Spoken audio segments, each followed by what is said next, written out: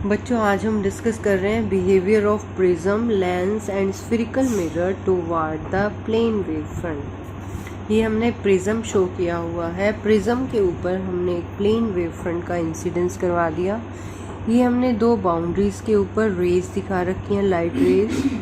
जो first ray है वो मान लेते हैं 0 टाइम के ऊपर बी पॉइंट तक पहुंच चुकी है, लेकिन सेकेंड रे को ए पॉइंट तक आने में कुछ समय लग जाएगा। मान लेते हैं वो टाइम कितना है, टी टाइम है।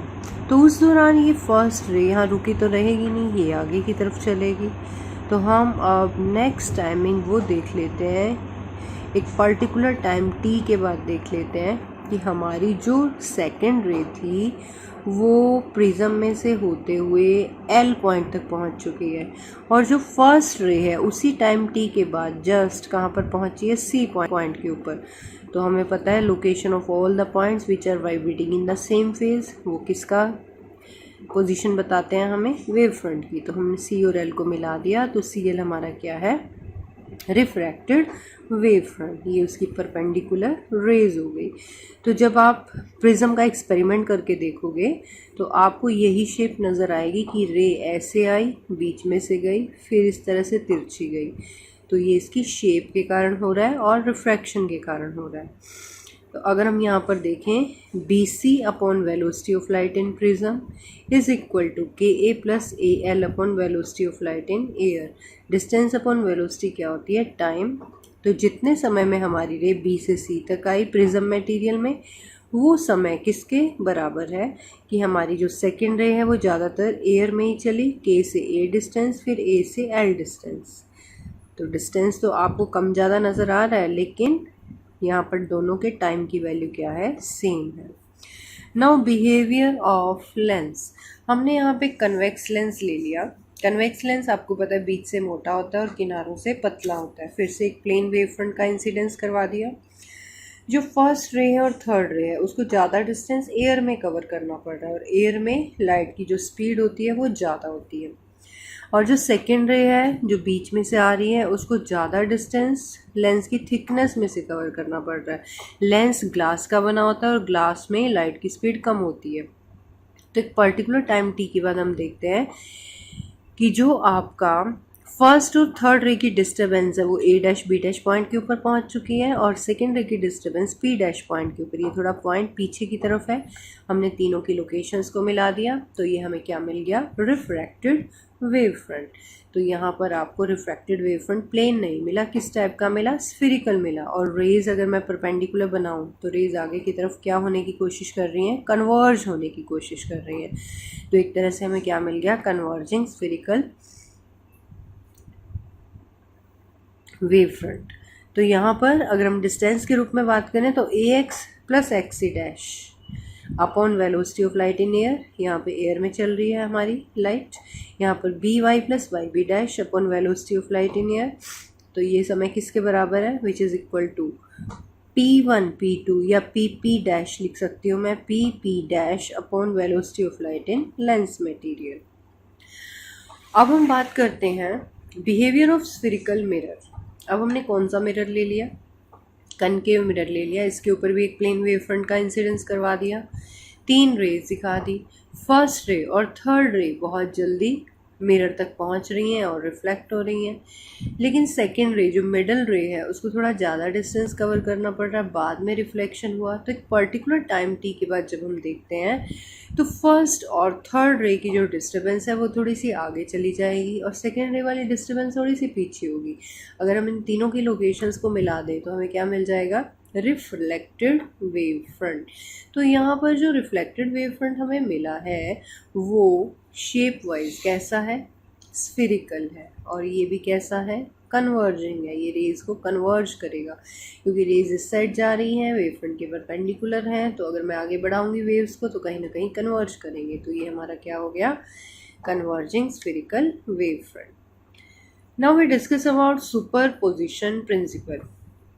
जब हमारी 2 या 2 से ज़्यादा वेव्स एक ही मीडियम में से ट्रैवल करती हैं और सुपर इम्पोज करती हैं, एक तो नई वेव बन जाती है जिसका रिजल्टेंट डिस्प्लेसमेंट जो है वो इंडिविजुअल वेव्स के डिस्प्लेसमेंट के वेक्टर सम के इक्वल होता है। मान लेते हैं हमारे दो वेव्स हैं, एक का डिस्प्लेसमेंट है y1 वेक्टर, दूसरी का है y2 वेक्टर।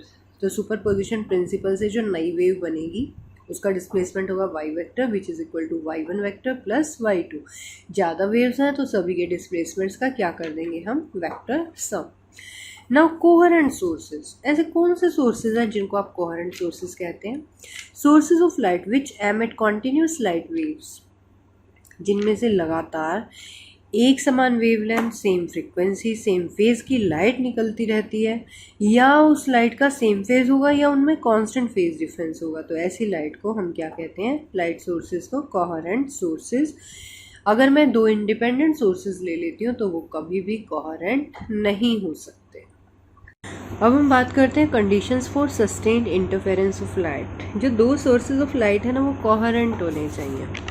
दोनों सोर्सेस जो हैं वो स्ट्रॉन्ग होने चाहिए, उनकी बैकग्राउंड बहुत कम होनी चाहिए। दोनों वेव्स की एम्पलीट्यूड्स भी लगभग बराबर होनी चाहिए।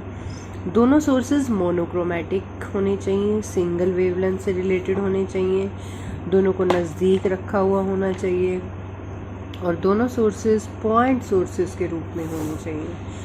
अब हम बात करते हैं इंटरफेरेंस ऑफ लाइट की। ये एक ऐसा फिनोमिनन है जिसमें लाइट का रीडिस्ट्रीब्यूशन होता है।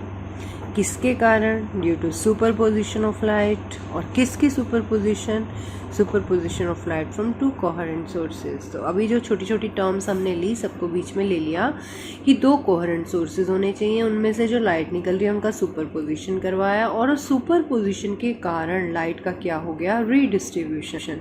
तो इसी घटना को हम क्या कहते हैं, इंटरफेरेंस ऑफ लाइट। तो ये दो टाइप का होता है, कंस्ट्रक्टिव इंटरफेरेंस एंड डिस्ट्रक्टिव। अगर एक वेव की क्रस्ट दूसरी वेव की क्रस्ट के ऊपर फॉल करती है तो वहाँ रिजल्टेंट वेव की जो इंटेंसिटी है वो बढ़ जाती है, मैक्सिमम हो जाती है। तो इस इंटरफेरेंस को हम क्या कहते हैं, कंस्ट्रक्टिव इंटरफेरेंस। डिस्ट्रक्टिव इंटरफेरेंस, अगर एक वेव की क्रस्ट दूसरे की ट्रफ के ऊपर फॉल करती है तो रिजल्टेंट इंटेंसिटी जो है लाइट की वो कम हो जाती है, मिनिमम हो जाती है, और इस घटना को हम क्या कहते हैं, डिस्ट्रक्टिव इंटरफेरेंस।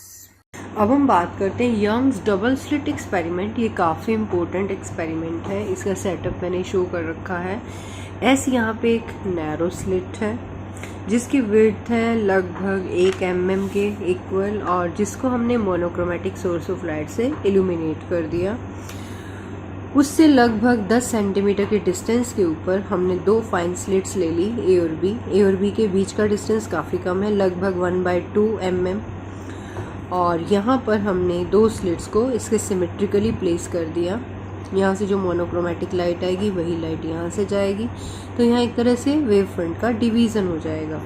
तो सिंगल सोर्स से ही हमें क्या मिल जाएंगे, दो कोहेरेंट सोर्सेज। उससे लगभग कैपिटल डी डिस्टेंस के ऊपर, कैपिटल डी लगभग 2 से 3 मीटर होता है, 2 मीटर ही होता है लगभग। तो 2 मीटर के डिस्टेंस के ऊपर हम एक स्क्रीन प्लेस करेंगे। अभी जो दो कोहेरेंट सोर्सेज हैं इनसे लाइट निकलेगी, लाइट का सुपरपोजिशन होगा।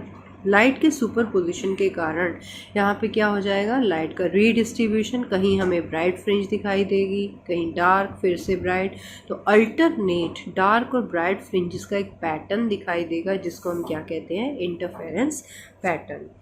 तो एक्चुअली होता क्या है, जब एक वेव की क्रस्ट दूसरे की क्रस्ट के ऊपर फॉल करेगी तो हमें ब्राइट फ्रिंज मिल जाएगी। जब एक की क्रस्ट दूसरे की ट्रफ के ऊपर फॉल करेगी तो हमें क्या मिल जाएगी, डार्क फ्रिंज। तो एक प्रकार से ये हम क्या ऑब्जर्व करेंगे यहाँ पर, इंटरफेरेंस पैटर्न।